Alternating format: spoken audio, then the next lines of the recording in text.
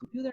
And hello, everybody. How are you guys doing today? Hope you guys are having a wonderful, great, and unbelievable day. Today is another day, another great and amazing day in Quantum Family.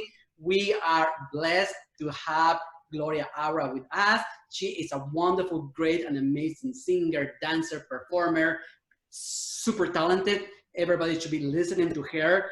Her voice is just so angelical that is unbelievable. She's at another level. So please introduce. Hello, Gloria, and how are you doing today?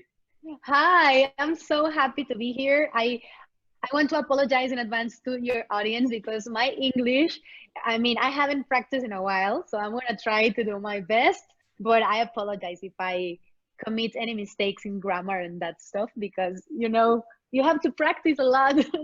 But thank you. I'm not used to have interviews in English, but it's fun. I like it. You know, there is something about going out of your comfort zone that always helps you grow. And it's very important for somebody like you because you will be in Broadway as soon as we can. They open Broadway, you belong there. There's people who should not be there, you belong there. So, Oh my God, you're making me blush.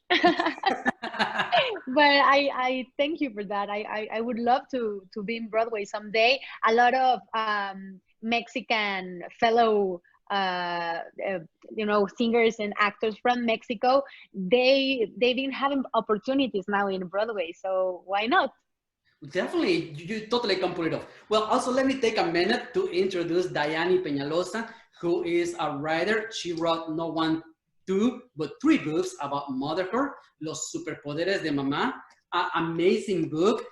This book should be read not just by mothers, but by fathers as well. Because when I read it, I learned something about it. I was like, oh. I So, Diane, know. how are you doing today? Hello, Quantum Family. Hello, Gloria Aura. I'm sorry. I'm very happy that you are here with us today. So let's start.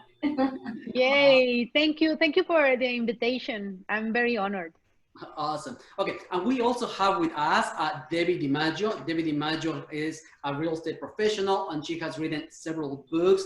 Her latest book is Beauty at Any Age, where she actually talks about how beauty is just an attitude. It does not matter how old you are, as long as you know and you have the right attitude. So, Debbie, how are you doing today?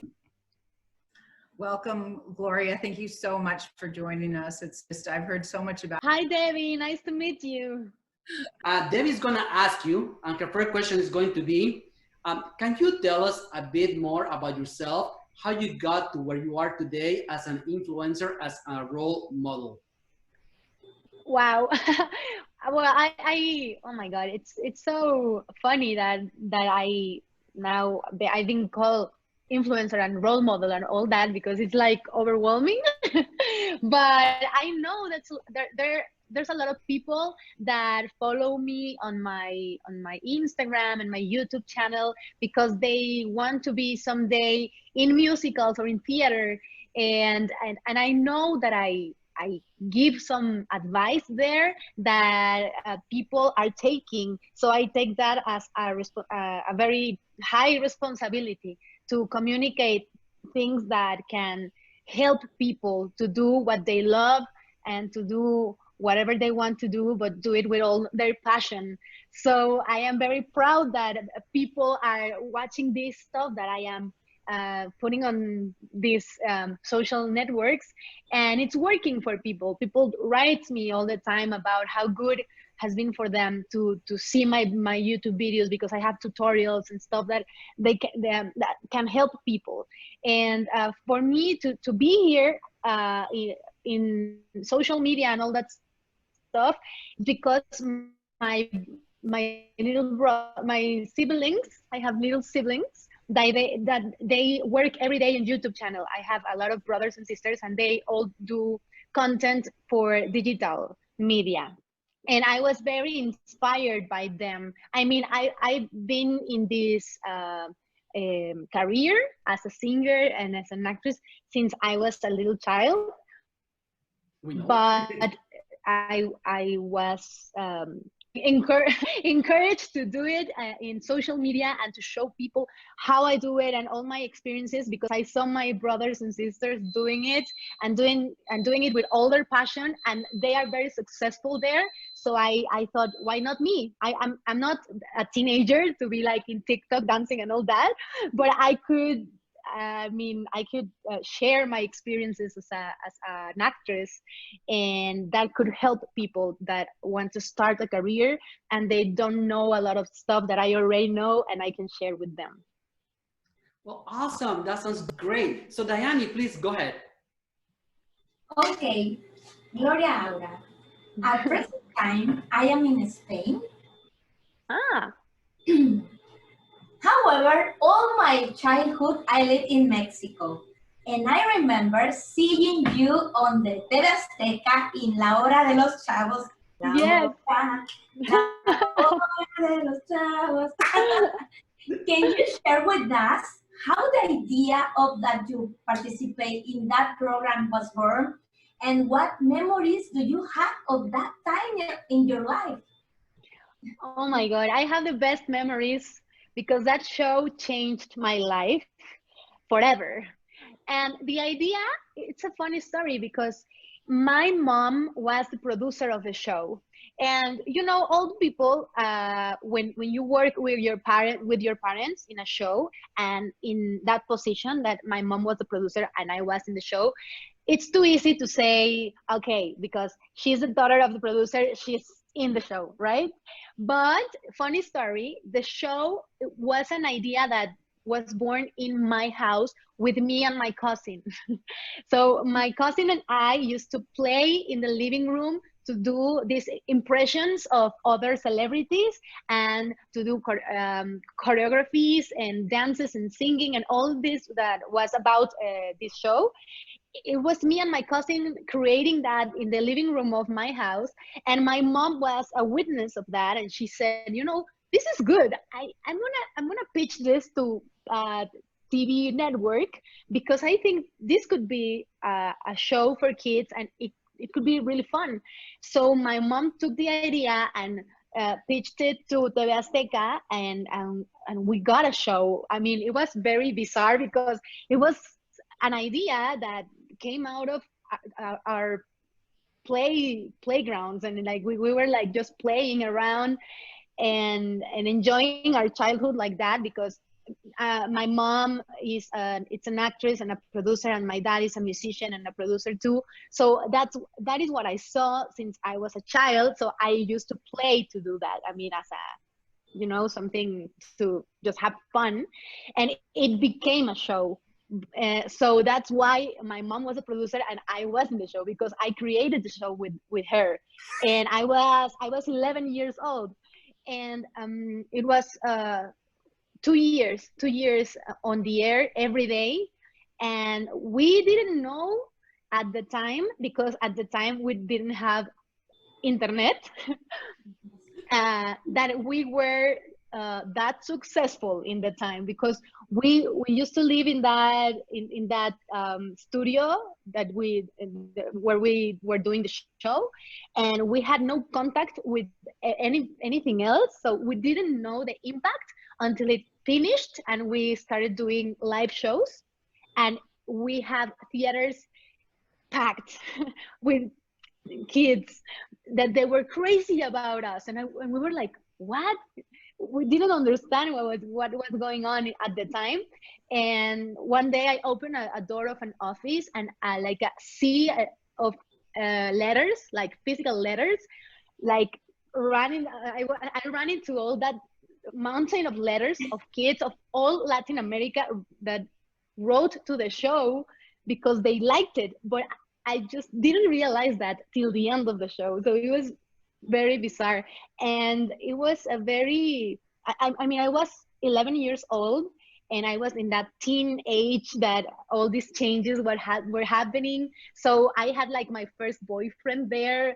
I mean, that very naive style, but we, I mean, I lived a lot of things. I'm sorry, I have the worst English. I lived a lot of things in that time of my life that make me grow, and I learned a lot about how difficult it is to do a live show every day. Awesome. It is great. It is great. I personally just listened to your YouTube. I'm so amazed of how talented you are. You obviously have a lot of talent. You know what you're doing. My question to you is: A, what project are you working on right now? And B, how do you prepare mentally and physically to go ahead and go on stage? Okay, right now I have three projects that I would like to share because I want people to know that I am about to publish new music in my Spotify and Apple Music and all these digital platforms. And I am very proud because I am working very hard to find the right songs that I want people to listen and to enjoy, and I hope they like. And that's one of the things that I'm working on right now.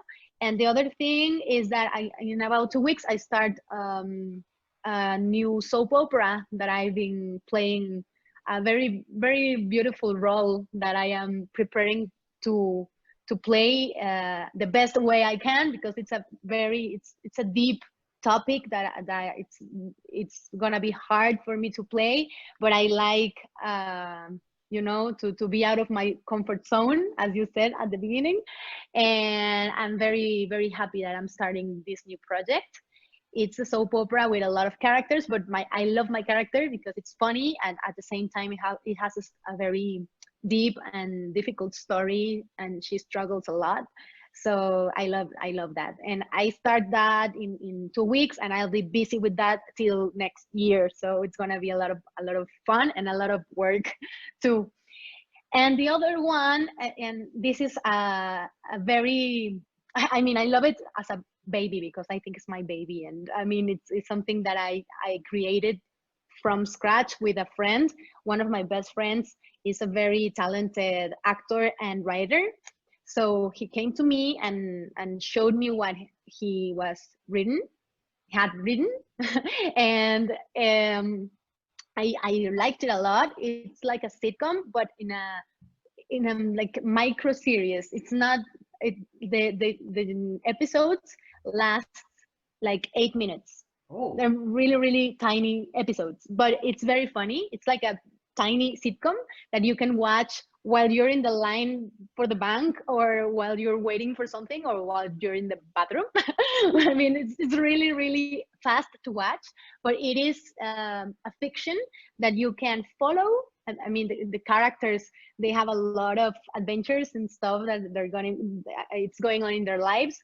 And I am working in the season 2. We have already season 1 in an account of Instagram. It is made especially for Instagram TV. The name is Dulce Match. That means like sweet match. mhm. And it's about to guys that they don't know how to relate to social media. I mean, they just don't know how to do it, and they are confused, and their best friends give them advice that is a very wrong. I mean, the worst advices ever. And it started to the story tangles a lot, and it's very funny. So Dulce Match is something that we're doing in a format that is not horizontal. It's more it's vertical. How do you say it? Vertical, yeah. Vertical, for especially for IGTV. So it's like a fiction that you can watch vertical, and it had a very high quality. I mean, it is filmed with very very good cameras and very good quality. And it's not the typical things that you see in IGTV, that it's people talking to the camera, giving advice, or showing what they're doing in their day, or blogging, or whatever. This is a sitcom.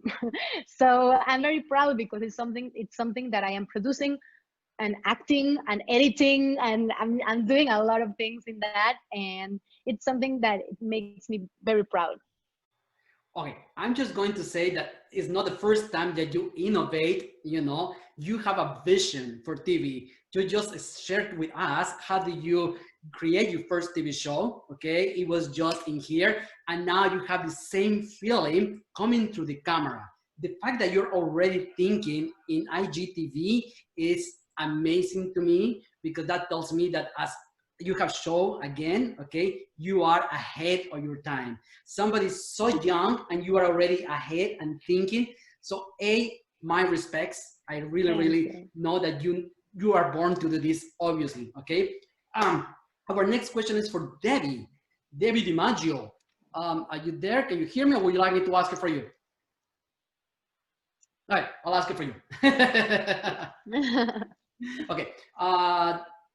You are certainly a role model to many young women. In my first book that I wrote, I share my role models, one being Princess Diana for her philanthropic kind heart and work with children and the sick. And my grandmother, Stella DiMaggio, who have been your mentors and who has inspired you. Okay, I think that, well, my obvious mentors, my parents, because I mean I am a fourth generation of people artists in No my family. business. So I look up a lot to my relatives because I have like uncles, my grandparents, my parents, my siblings. I mean, everywhere I look around in my family, they have something to do with this career, this profession. And I look up to my mother because I saw her since I was a little child doing everything she could to be to do whatever she loved. I mean, she never stopped because she didn't get a role in an audition. She created her own jobs. So that's how she became a producer. So I am very, very proud that I am following her steps in that matter. That I am creating stuff to do what I love, and I am not gonna wait for somebody to tell me if I am good enough or not for a role.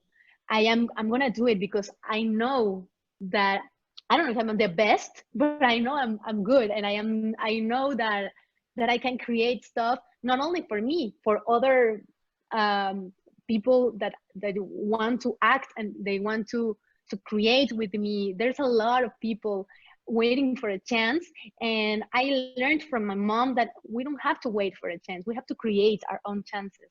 So that's why I look up to her, and I looked up to my father because my dad, it's the same. I mean, he used to be in a band when he was young, and then he became a solo artist. And after that, he said, "You know what? I'm gonna be a producer." And he started to knock on doors and say, "You know what? I write songs. I can produce. Give me something to do." And he did. And he started to do a lot of records for different artists. And I mean, he's right now he's nominee for 2 Latin Grammys. So I'm very proud of him too. And I think they are my role models when I was a child. And I think that now that when I'm in front of a problem or something that makes me think that I don't want to do this anymore, I just think of them. I say, you know, they never gave up, so why me? Awesome. Oh, okay. Let me tell you that when I told my mom that I was gonna be talking to you, my mom is a huge fan of your dad. I mean, she was like, "Can you ask?" I was like, Oh. "No, this is not." So please, I say hello to your father. I'm Huge role model. You know, it's amazing. Please, Diane, go ahead. There is a stereotype upon children of people in show business who also want to be in a business. Some think it make it easier to jumpstart your careers. Can you share the reality of this and how it is really lived? I I'm sorry, I just didn't understand the first part of the question because it cut. the sound.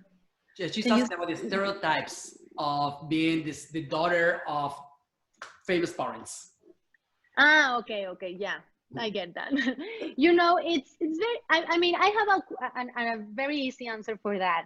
I mean, if your family, if you become from a family that your father and your grandfather and maybe your uncle, they're all lawyers, it's probably gonna be easier for you.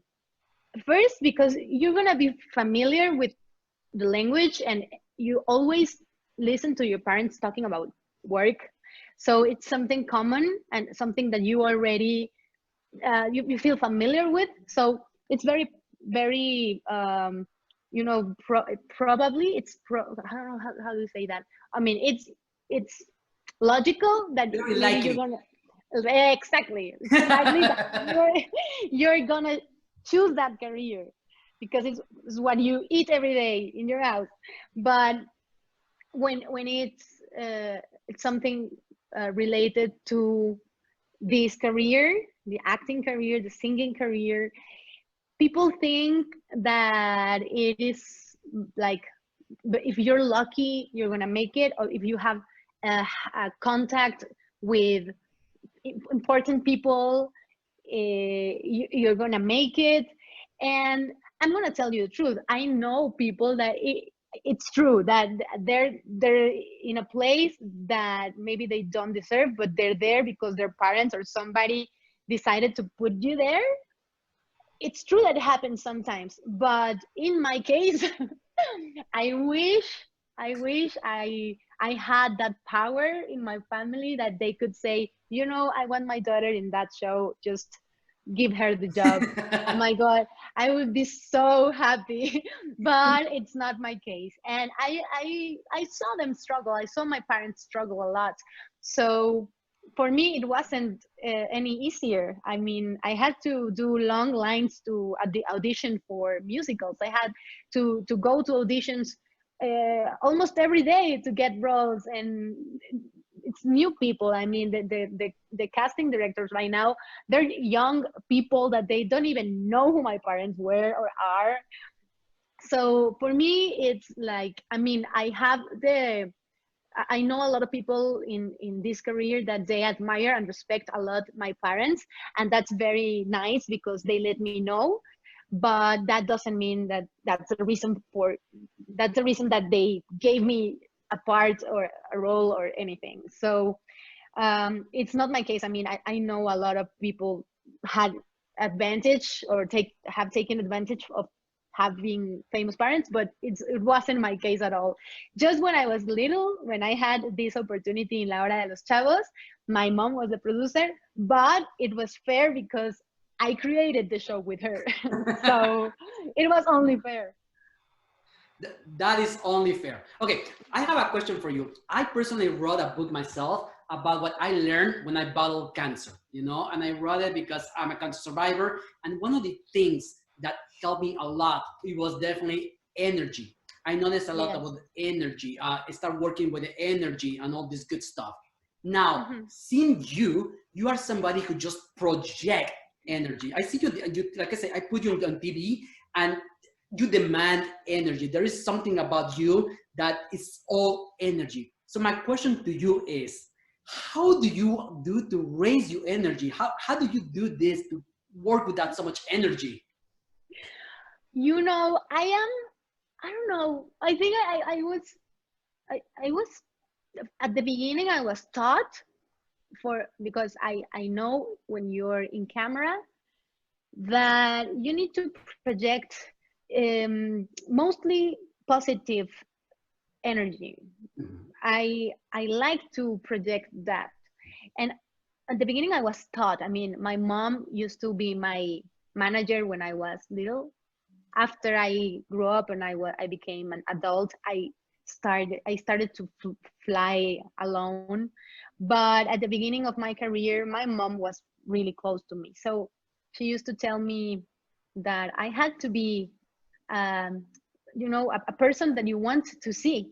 And if I am a person that I can share energy and positive vibes to people, it's something good. I mean, that's what I want to do.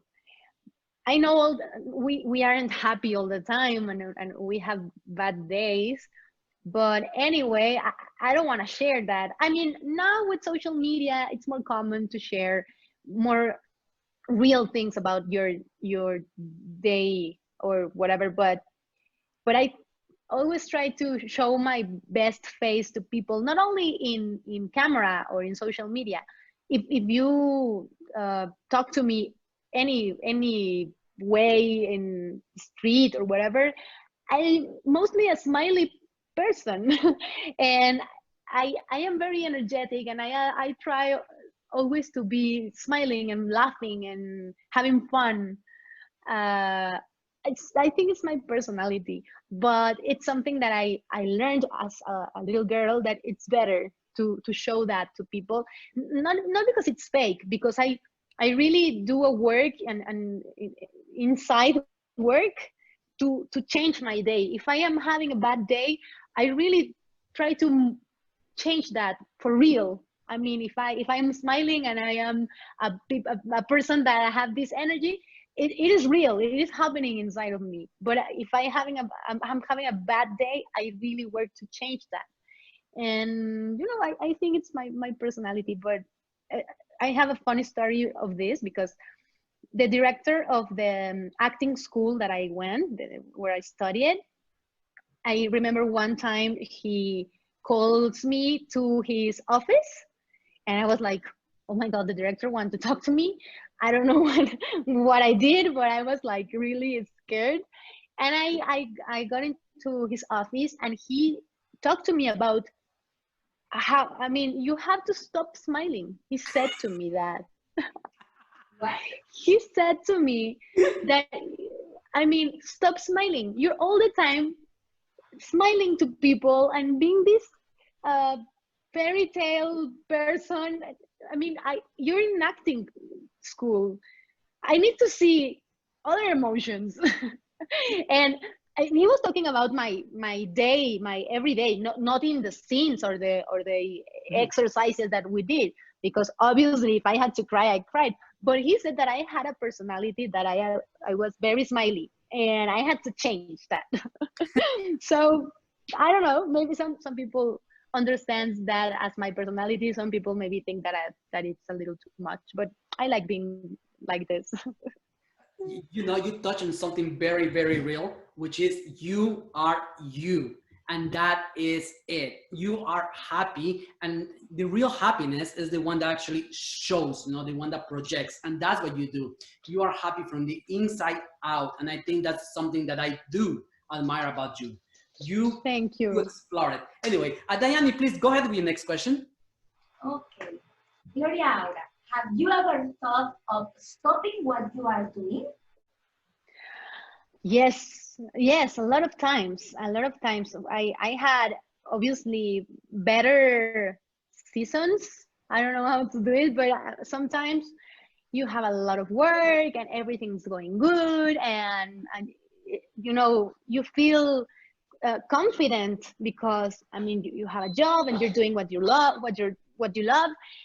But sometimes you don't have that, and that's very common in this career. I mean, everybody, also the big stars, they have times that they just don't have a job for many reasons, or maybe they wanted a role very, very badly, and they prepare a lot to get that role, and maybe they don't get it.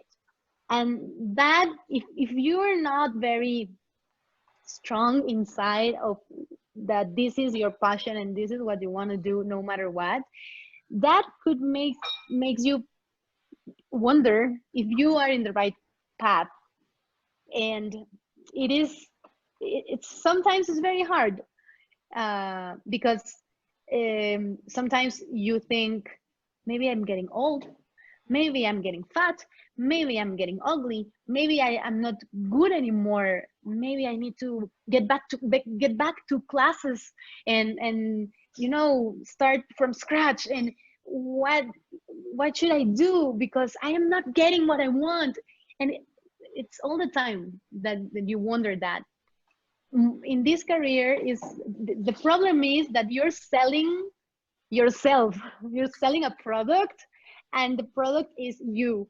And it's very hard to separate and have very clear that you as a person is different as you as a product. It sounds horrible, but it's true. I mean, when you go to audition, you are there because these people need to know if you match the profile of the character. They're not you know, doing an evaluation of your talent. They're doing an evaluation of if you're good enough or not for what they have in mind. I mean, obviously you need to go and prepare, and they have to see that you have the talent, but also there are a lot of other things that they are looking for that maybe you don't fit in that profile. So you need to be very clear of that, so in order to not, you know, die inside after an audition and they say you're not good for this part and you really wanted it. But it happened to me a lot, and I had to learn that, because it's really hard to not, you know, mix feelings with if you are good enough or you're good enough for the role. So it's hard to not. Sometimes you wake up and you say, maybe I'm losing my time. I'm wasting my time. I need to start doing something else. And it's good to think that way, because that makes you create. Because it is important to know that you are capable to do things, to explode and to put out there what you want to do and what you know that you can share with people. And now with social media, it's a very good place to share with people what you want to share, and you don't need a job, and I need to get a role in a play or to be on TV to share that. Now we can share it anyway because we have these tools, and that's very comforting, and it's a relief to know that we can share anyway to the people the things that we want to share. Wow, you definitely have a lot to share. It's easy to see. Now, Debbie would like to know, she said that she recently published a book, Beauty at Any Age, because age is just an attitude, and would like to add a beauty tips to her blog, Contain Beauty. Can you share with us a few beauty tips? Okay. I mean, I am very honored that I am talking to very talented writers, and they have books and everything. Oh my God. I want books. I want to read your books. Well, send them to Thank you. But beauty beauty beauty, what did you say? beauty at any age, because Beauty beauty at is any, just an attitude. It's not a number. exactly. That's something that it sounds very like beauty, it's an attitude. It sounds something that you just say, but it's really hard to really understand it. And it is true. I mean, I am not an obsessed girl with beauty. I am more concerned about to be real and to share some things that I like, that makes me feel good, that makes me, I mean, some days I just wake up with these like black things here. I don't know how do you call it in English, but in Mexican, Black eyes? Spanish, black eyes, it's ojeras. Yeah. And you know, so sometimes you like see in the mirror that, and you just feel weird. Wait, do you hear me? Yes, we can hear you perfectly. I don't hear you. I don't know what happened. I can hear you. Yeah. There you are. Yeah. Okay. So maybe that day if I see these dark circles here, maybe that day I just put on something in my face and I rub it and I give it a little bit of attention, and then I feel better. You know, my day starts and I see, okay, I feel better. But I am not obsessed with that. But when I became 30 years old, I said, you know what?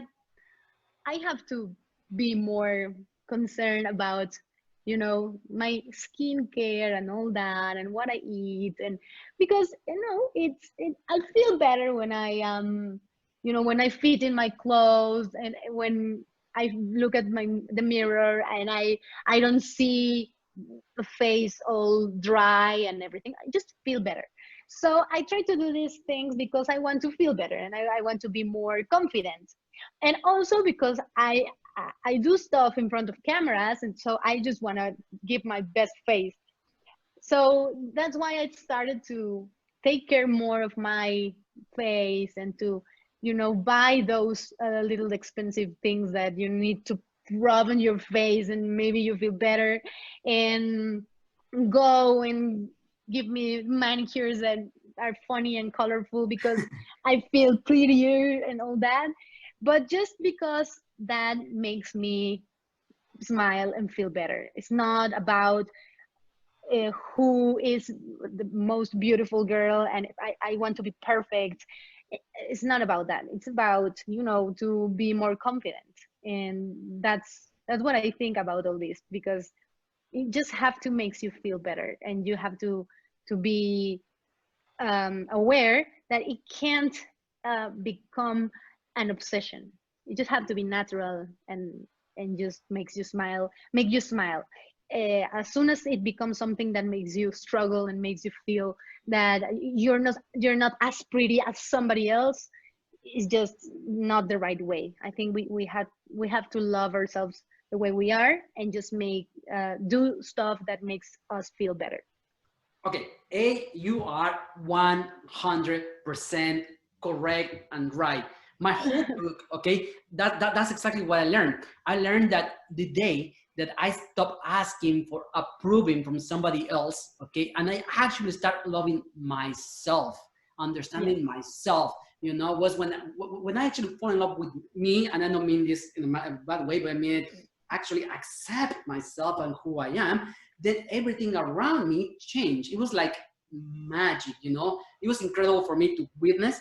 And not just that, I actually recovered my health on the process. So to me, it was a great experience. And from there, I developed a deep sense of gratitude. I'm grateful for every day, for everything, from the air, from the plants, for everything.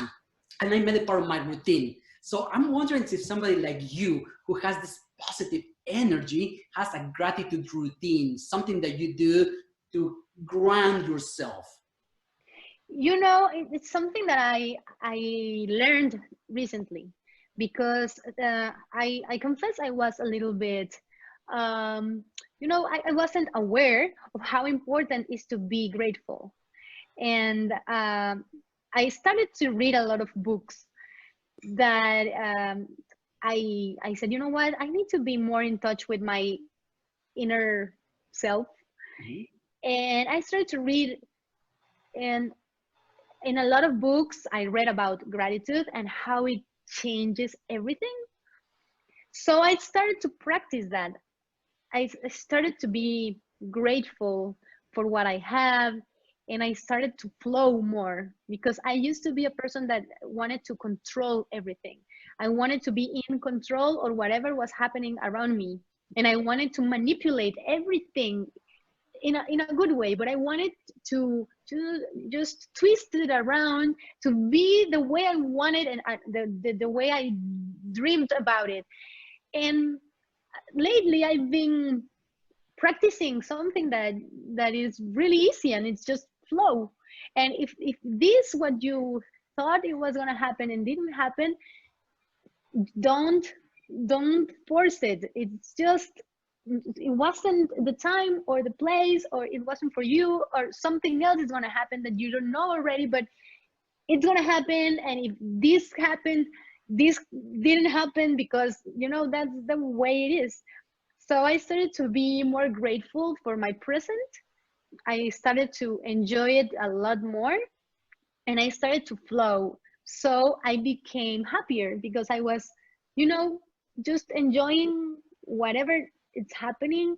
And sometimes I mean, you have more money, sometimes you have less money, but you understand and you learn how to live with that. And also you learn a lot because as an actor and as a performer, sometimes you have a job and sometimes you don't.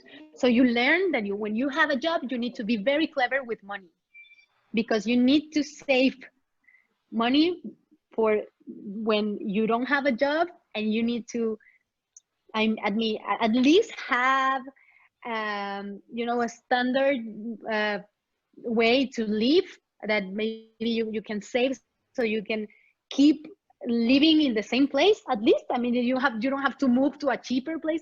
You have to be clever with money. So I learned that if I do that when I don't have a job, I am a little more peaceful because I have a roof on, and I know that it's gonna be okay.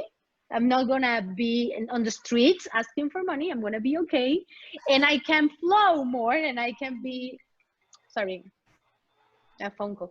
I can flow, and I can be grateful, and I can be happy, and I start to learn that if I try to have less things to worry about and control a little bit more of that, being clever with that, I can have my vibes and my frequency in a good place to how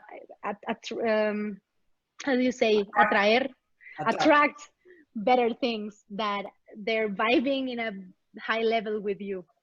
You are right on point, and I think that the key word here is flown. That's exactly what I felt when I saw you, when I see you in social media, when I see you on YouTube, when I see you singing. That's exactly what I feel. I feel the flow of energy, and like I say, it's a flow of energy that is so gentle to cut your attention, and yet so demanding to say, hey, listen to me because I know what I'm doing, and it's a security in your voice and in yourself. So I think that I totally get it, and that's exactly what you project, and that is what you are being so successful at what you do. So thank you for that advice. I get it now. And, and Diane, please go ahead with your question. What advice would you give kids who dream of being artists, but some adult tells them it's not for you?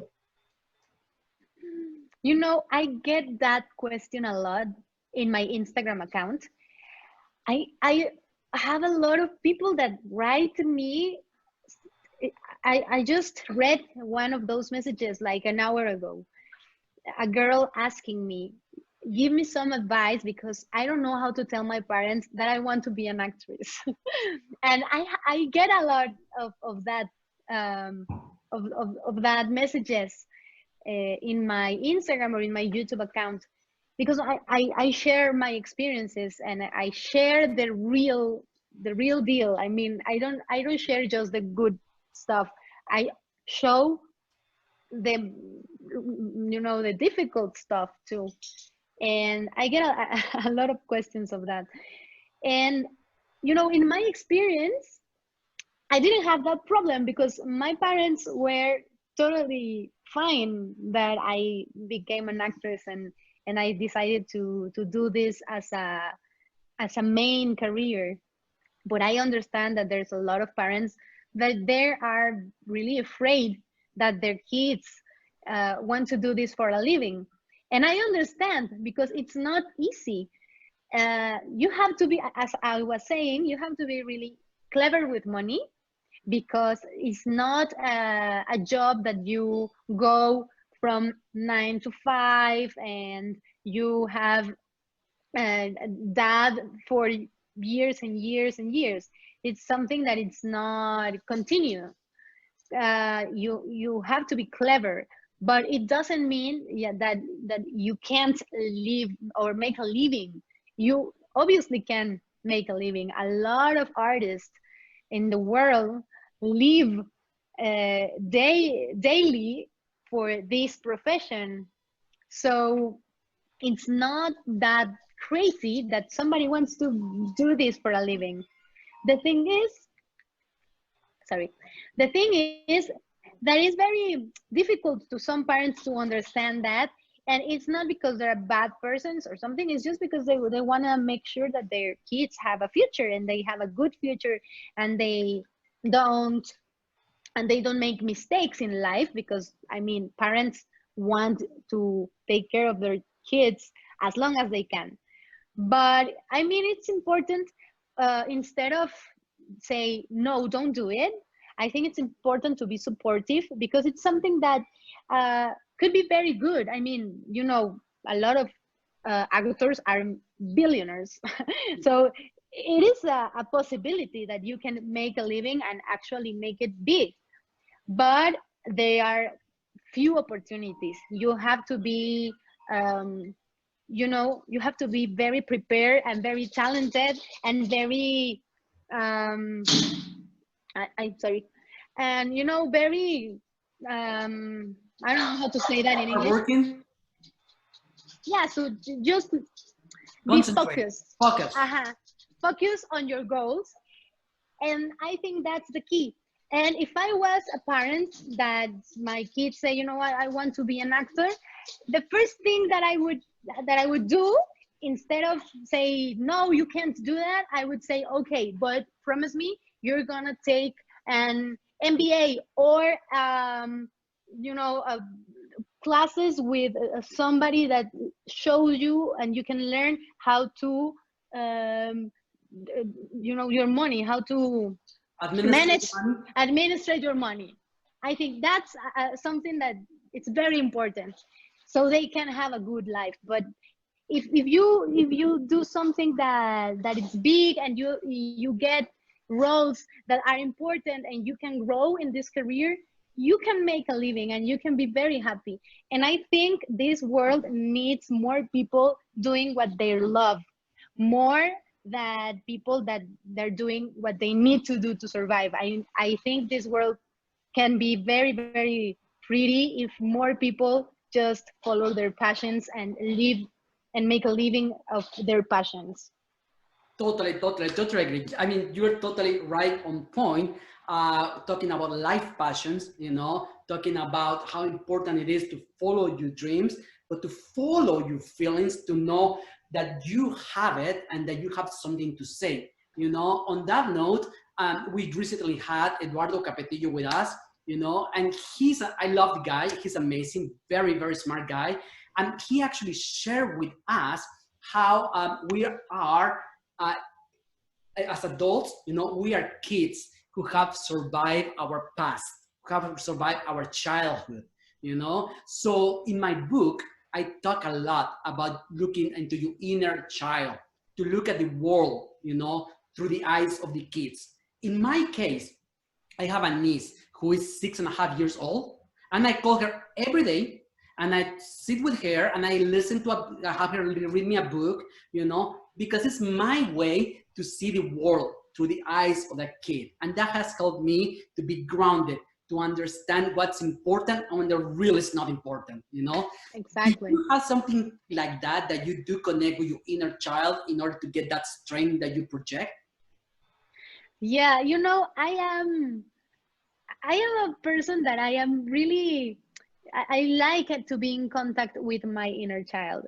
And if you ask me to draw, to make a draw, I I my drawings are like a 6-year-old kid. I don't know why. Maybe it says something about my personality. But you know that I was telling you that I am very smiley and I want to be having fun, and I just try to change around the way I feel if I'm having a bad day. I think that's because of I just call my inner child and just let it flow through me. And you know, to be an actor, you need to be really aware of a lot of things inside of you. And I always think about my inner child to achieve some emotions. So I am very in contact. I am really close to my inner child. And I mean, it's not easy. We all have stories, bad stories of our childhood. Maybe uh, some things went in a way that you didn't want to. I mean, in my case, my parents had divorced when I was 5 years old, and I have to struggle with some feelings as a child and all that.